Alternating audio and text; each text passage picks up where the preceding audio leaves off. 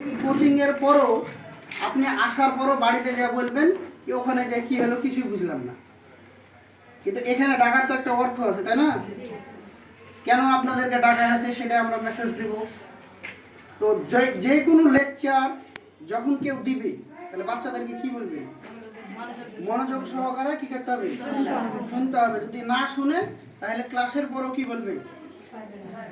আমি কিছুই জানি, আমি বুঝতে পারি। বুঝাতে পেরেছি আপনাদেরকে? তো সবাই ভালো আছেন? আমি আছি ভালোই। তো আপনাদেরকে আজকে আমি তিনটা বিষয়ে কথা বলবো। এক, বাচ্চাদের বিষয়ে কথা বলবো, বাচ্চাদেরকে নিয়ে কি করতে হবে। দুই, আমাদের যে মেধা বিকাশ কোচিং সেন্টার আছে এটার দায়িত্ব কি, এবং অভিভাবক হিসেবে আপনাদের দায়িত্ব কি। এই তিনটা বিষয় বলবো। যদি আপনি আয়ত্ত করতে পারেন তাহলে আপনার ছেলে মেয়ে কি হবে?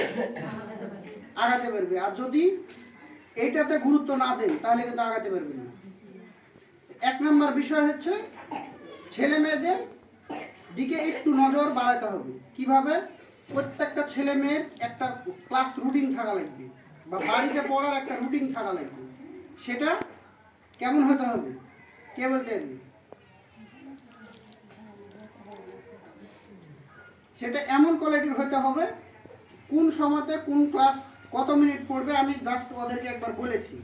এই বিষয়ে কিন্তু আমি গত বছর থেকে যারা শিশু পল্লীত আছে তাদেরকে বলতেই আছি কি সবারই একটা রুটিন দরকার। কেন রুটিন দরকার?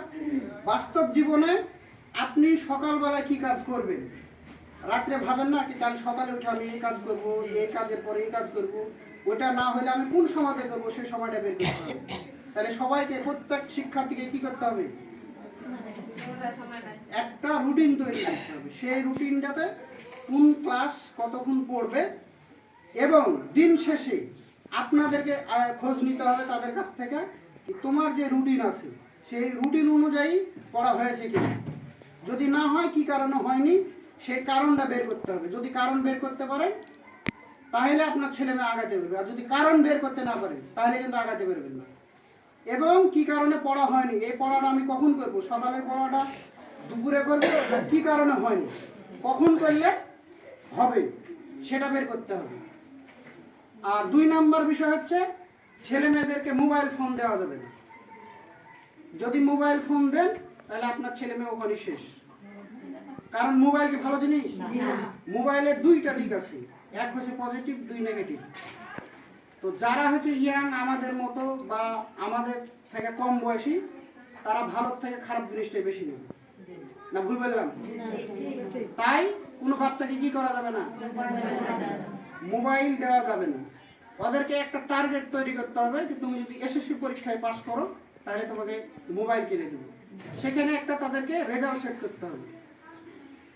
রেজাল্টটা কীভাবে সেট করতে হবে? যারা শিশু পল্লীতে আছে আমি অলরেডি বলেছি, যেই স্টুডেন্ট পাস করার যোগ্যতা নাই তাকে কি টার্গেট দিতে হবে? সে যাতে অল সাবজেক্টে পাস করে। আর যার ক্লাস পাওয়ার আছে, যোগ্যতা আছে, তাকে দিতে হবে যে তুমি গোল্ডেন এ প্লাস যদি পাও তাহলে কি একটা ফোন কিনে দিতে। এই যে একটা কি করতে হবে, আকর্ষণ সৃষ্টি করতে হবে। এবং যে দেখা যাবে কি 3 পয়েন্ট পাবে তার টার্গেট হবে কি তাকে 4 পয়েন্ট পাওয়া যায় কিভাবে। আর আপনি যদি মনে করেন কি আমার বাচ্চা কোনো মতে পাস করবে, তাকে যদি বলেন কি তোকে 4 পয়েন্টই পাওয়া লাগবে, সম্ভব? সে আরও কি হবে, পিছিয়ে যাবে, ভাঙে বলবে যে আমার দ্বারা তো 4 পয়েন্ট পাওয়া সম্ভবই না, তাহলে আমার পড়েও যা না পড়েও তা। বিষয়গুলো এরকম হয় না? তাহলে কি করতে হবে, একটা সবাইকে কি করতে হবে, টার্গেট সেট করতে হবে। তাদেরকে উদ্বুদ্ধ করার জন্য একটা টার্গেট সেট করতে হবে।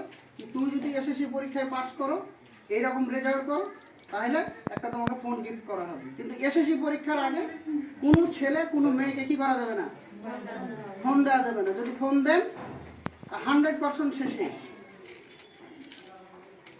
ফোন আছে যার কাছে সে কোনোদিন ভালো রেজাল্ট করতে পারবে না।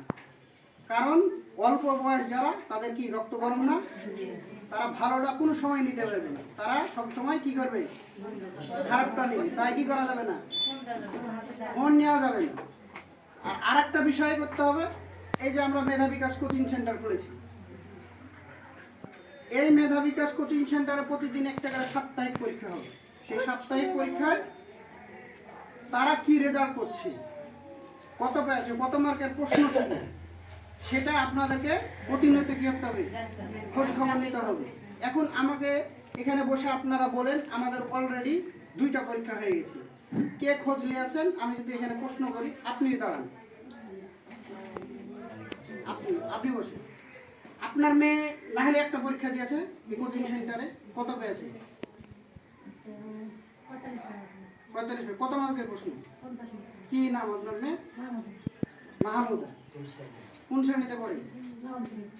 আচ্ছা বসেন। এবার আপনি দাঁড়ান, আপনি বলেন। পরীক্ষা হচ্ছে একটা 70 মার্কের হচ্ছে কোশ্চেন, সেখানে হলো 40 ব্যাচ।